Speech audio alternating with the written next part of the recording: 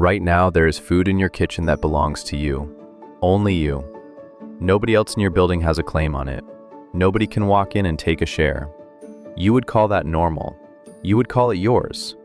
That arrangement is about 10,000 years old.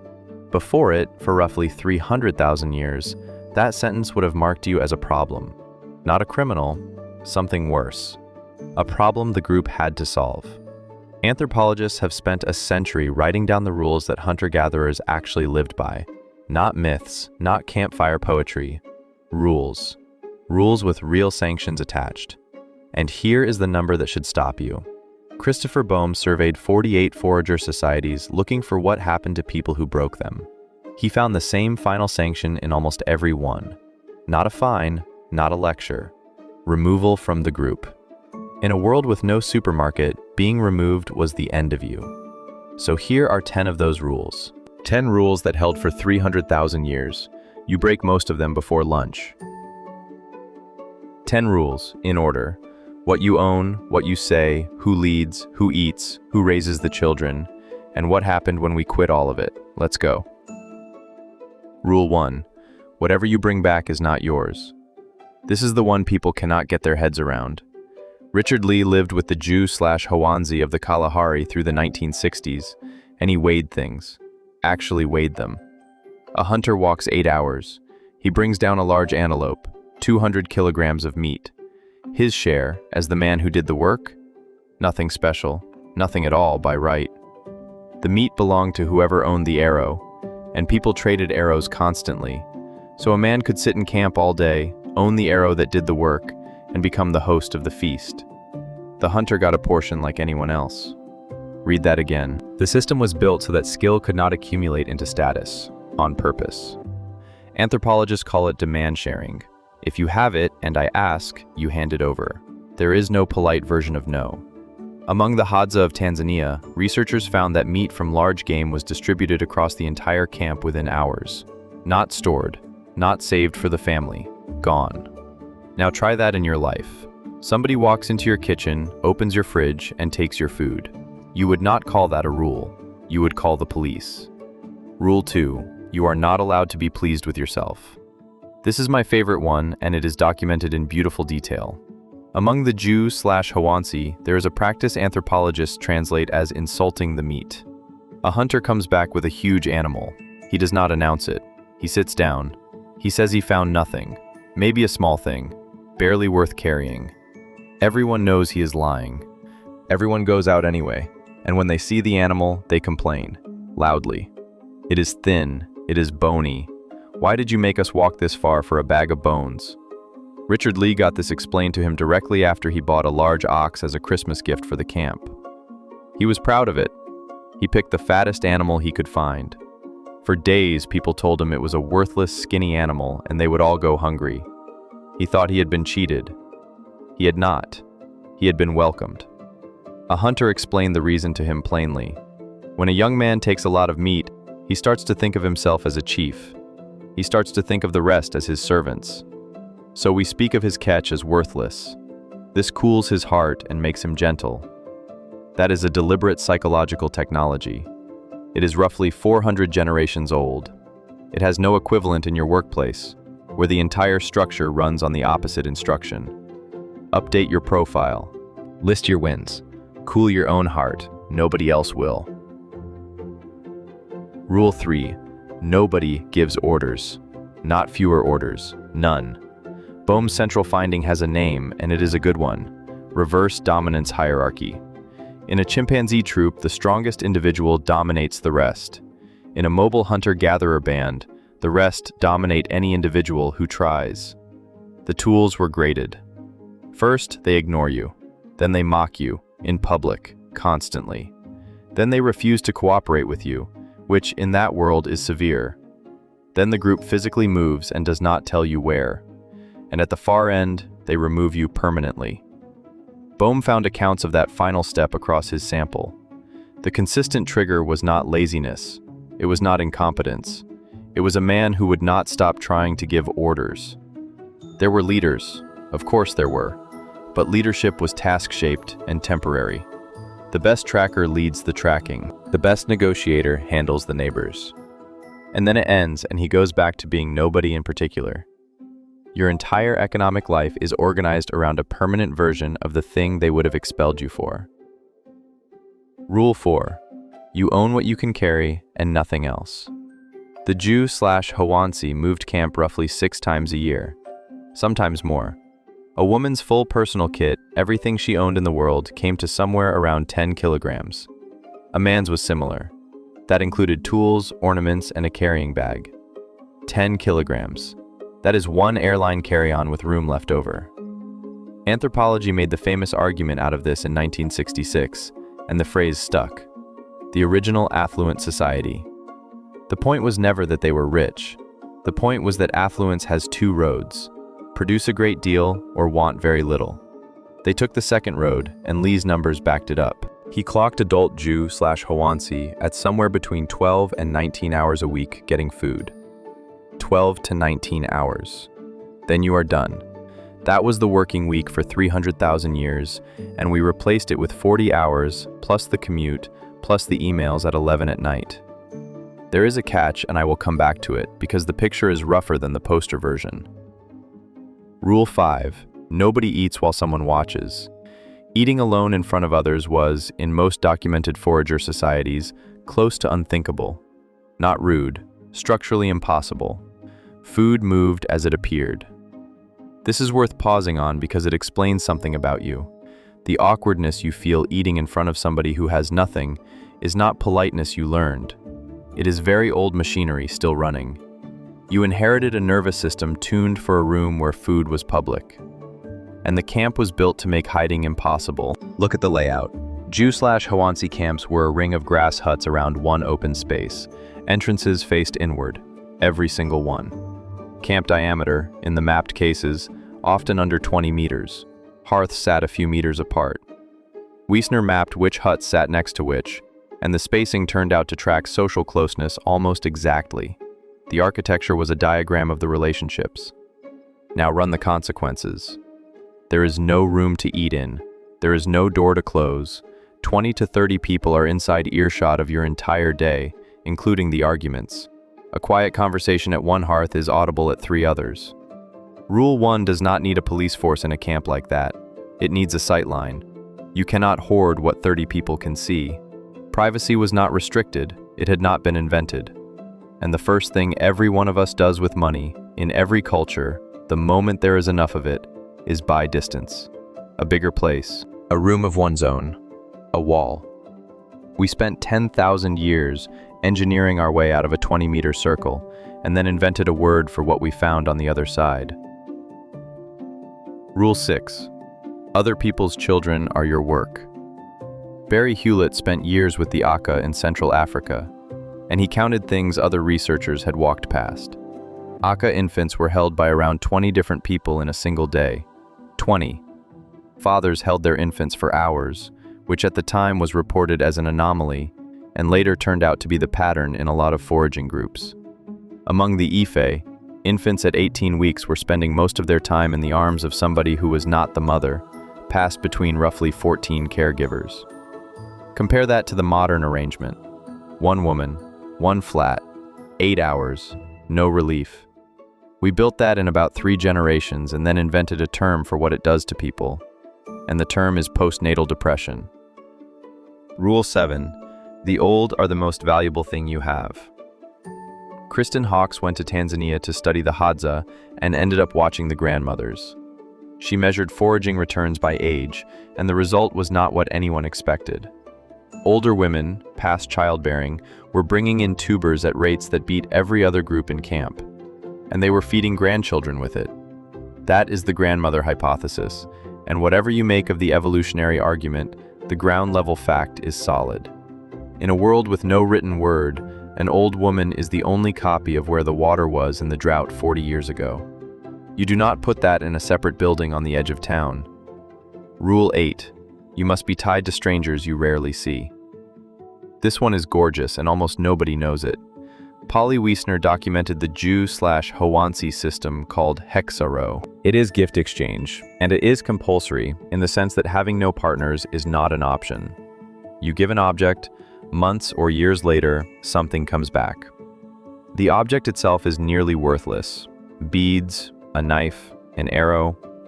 Wiessner counted partners. The average person maintained around 16 Xaro partnerships. Some had over 40. The web reached across 200 kilometers of desert.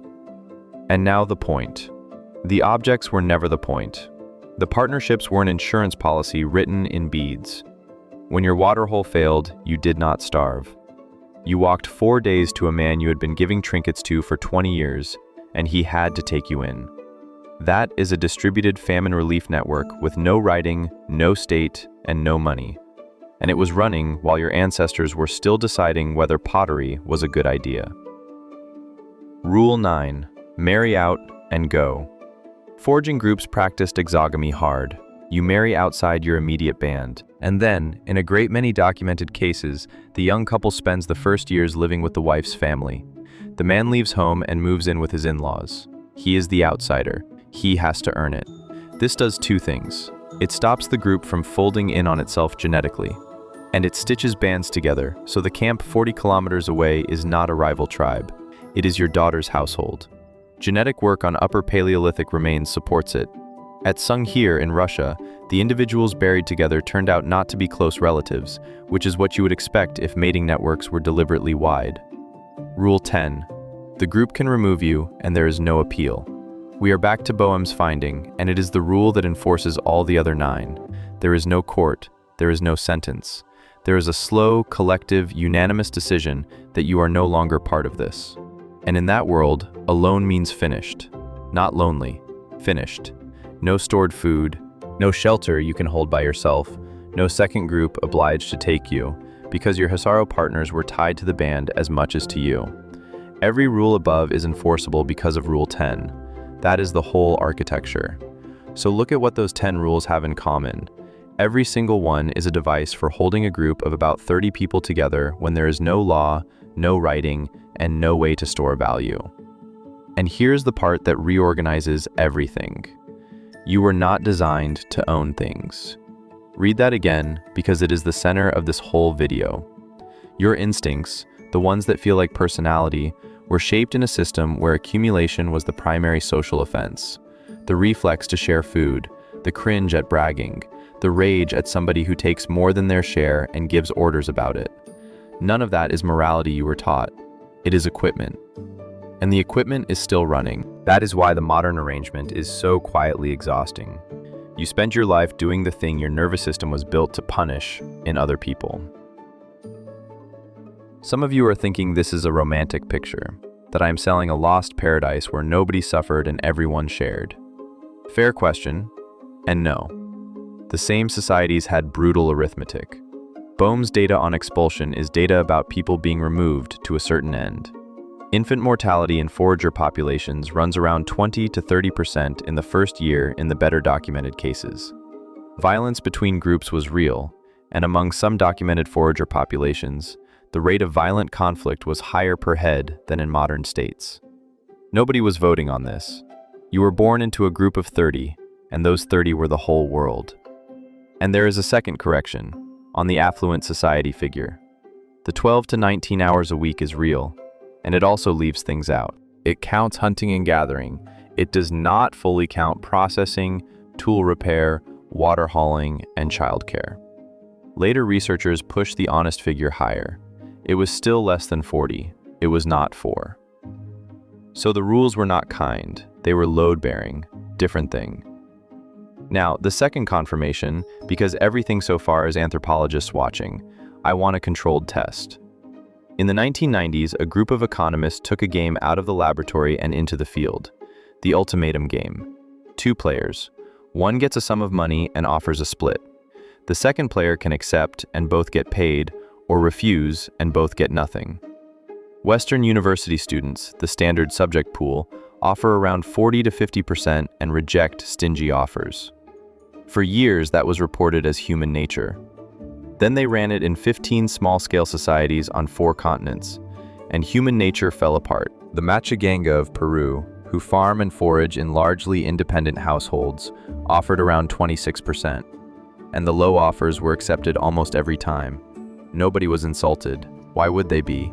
There is no shared meat to be fair about. Then the Lamalera of Indonesia. They hunt whales, in open boats, in crews of a dozen men, where a catch has to be divided by a customary formula or the crew stops functioning. Their average offer was 58%. They offered the stranger more than half. And the Au and Ganao of Papua New Guinea rejected offers that were too generous. Because in a gift culture, accepting an outsized gift puts you in debt to the giver, and they were not having it. That is the finding. Fairness instincts track the sharing economy people actually live in. The 10 rules are not folklore. They are visible in how people split money in a lab tent, 5,000 kilometers apart, in the same year. So, what ended it? Storage ended it. It runs in a specific order. First, around 23,000 years ago at Ohalo II in Israel, we get the earliest strong evidence of people gathering and processing wild grain in quantity. Then, roughly 11,500 years ago in the Fertile Crescent, cultivation proper. Then granaries. At Dra in Jordan, purpose-built storage structures around 11,300 years ago, raised off the ground, built to hold a surplus through a season. Now watch what a granary does to Rule 1. Meat rots in a day, so sharing it costs you nothing you could have kept. Grain sits for a year. The instant food can be held. Refusing to share stops being suicide and starts being strategy. Every one of the 10 rules depended on the impossibility of holding anything. Storage removed the impossibility. The rules had nothing left to stand on, and you can watch Rule 3 come apart in the ground, in order, with objects. Start with the Natufians, in the Levant, roughly 15,000 years ago. They were foragers who had stopped moving, and their burials are the first place the pattern breaks. Most graves hold a body and very little else. Then a few hold headdresses stitched from dentalium shell. One from Einan carried well over 100 shells, worked and sewn. Somebody spent weeks on an object whose entire function was to say, this person is different. That is Rule 3 cracking. Not gone, cracked. Then give it 8,000 more years and look at Varna, on the Black Sea coast, around 6,500 years ago. Grave 43 holds one man. With him, roughly 990 gold objects, about 1.5 kilograms of gold. Sit with that figure.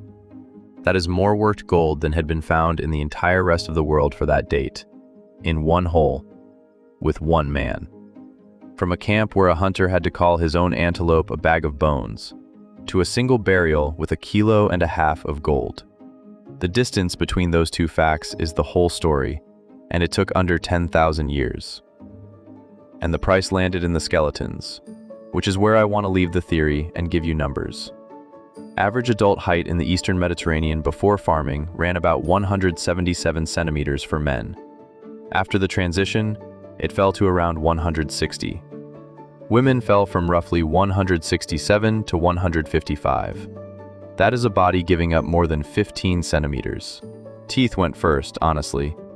Cavity rates in forager populations sit low, often under 2% of teeth. In early farming populations, the same measure climbs past 10%, and in some maize farming groups, past 15%. Porous bone at the eye sockets, a marker linked to iron deficiency, becomes common where it had been rare.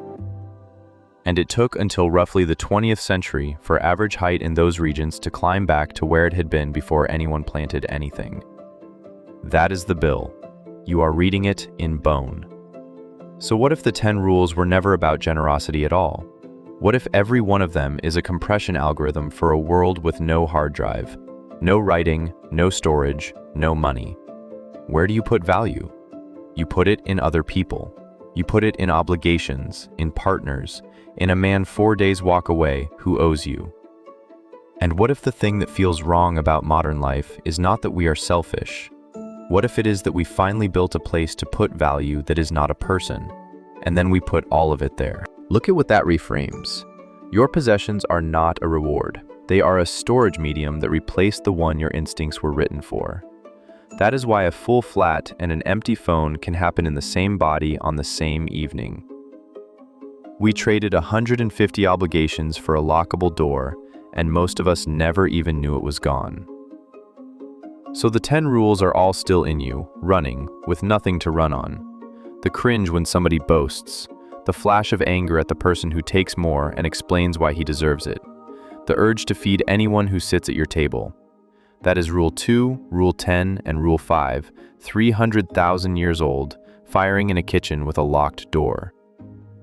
Go back to that kitchen. The food that is yours, only yours, that nobody can claim.